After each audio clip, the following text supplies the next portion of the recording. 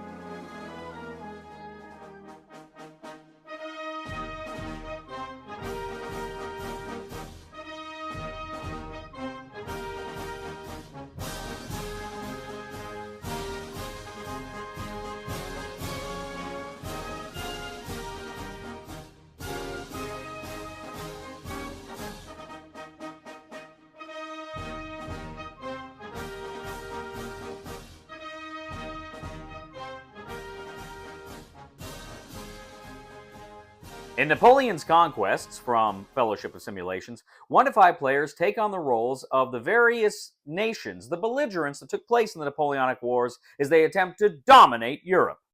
Now, in this game, 1 player is going to play Napoleonic France, then you also have Britain, Austria, Prussia, and Russia.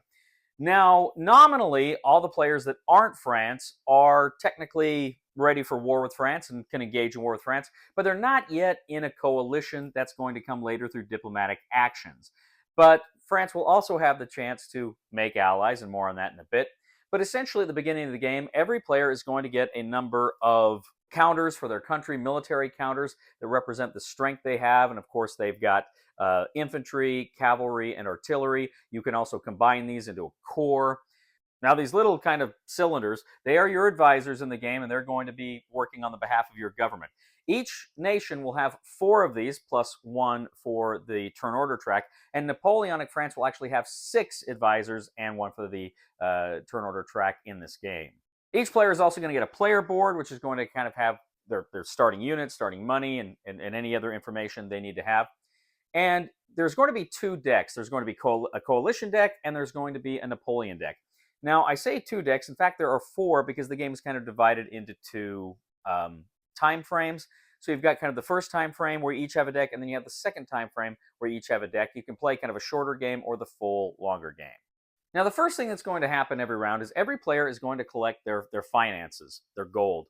And you go ahead and you count up all of the territories on the board that you control. That is a territory where you actually have a military unit present. You're going to go ahead and get that money for that round for a minimum, I think, of 3. You can't get less than 3. But you go ahead and you collect your money for that round.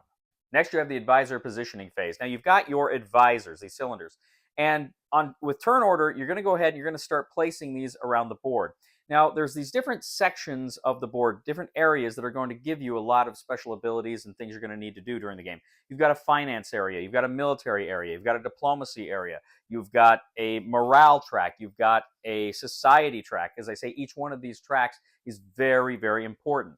And when you place your advisors there, you may sometimes get kind of immediate bonuses, but you're also going to have abilities during the resolution phase as well.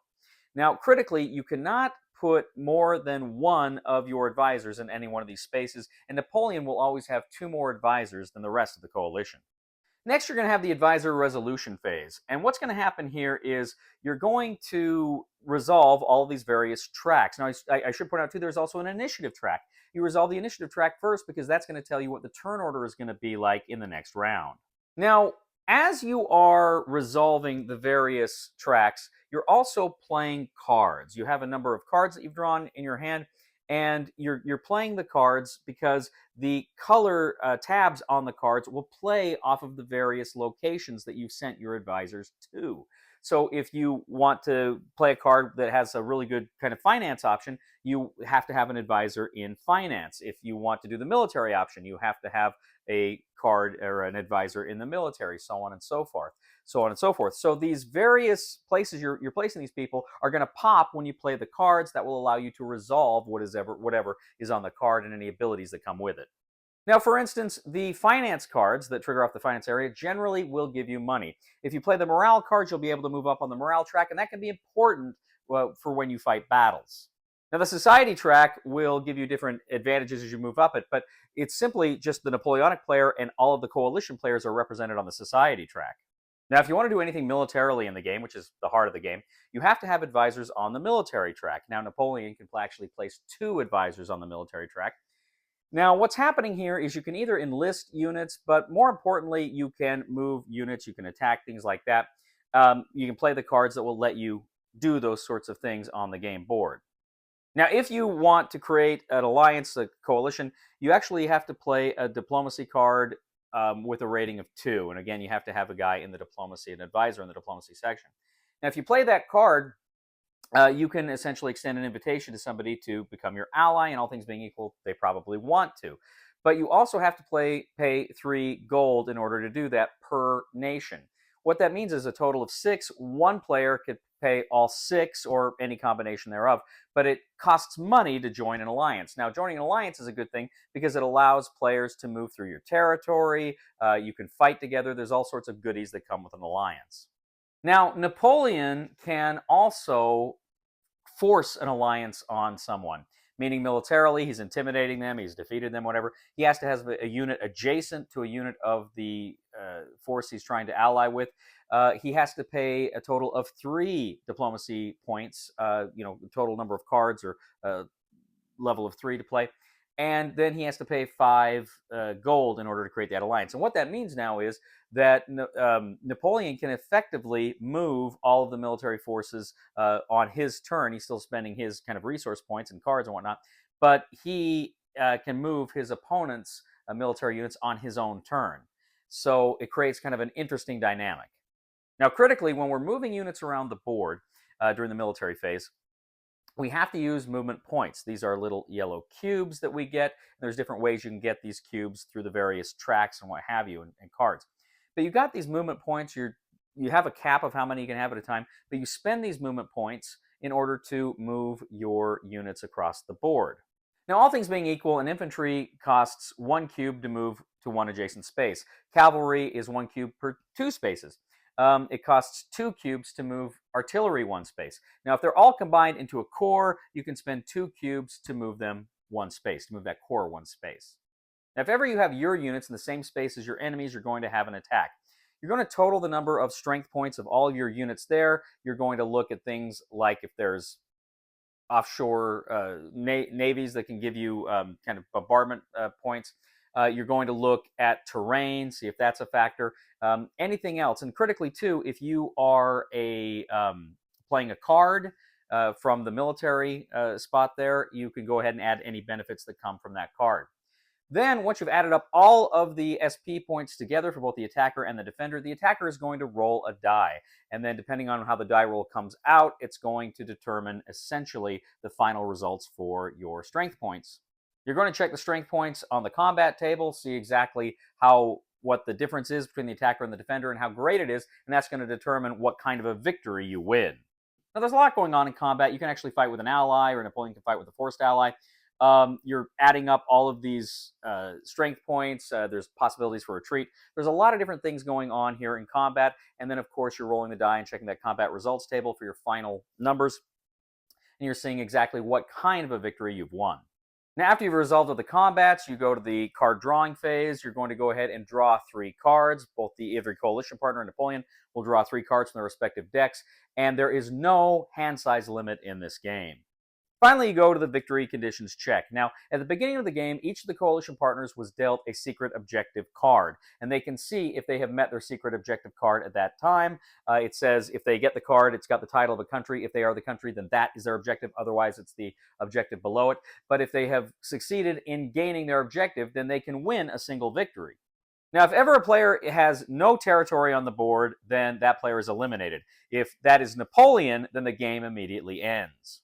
Now, if that happens, you're going to check the victory results tables to see who wins or if somebody scores their secret objective. Otherwise, you're going to go for a short game to the end of turn 3, for a long game to the end of turn 6, and then you're going to check the victory results tables. Now, depending on how the game plays out and depending on the specific victory conditions, you may have a joint coalition victory, you may have a Napoleonic victory, or a single member of the coalition may win.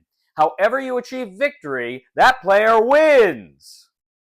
Napoleon's Conquests. We'll get back to the review in just a moment. I want to take a minute to ask you to check out my other channel, that is Cody Carlson, PhD, where we talk about history, books on history, military history. I even post some of my lectures for my classes on there. Please check that out. Please subscribe to that channel. And now, back to the review. All right, ladies and gentlemen, Napoleon's Conquests. There is a lot more going on to this game.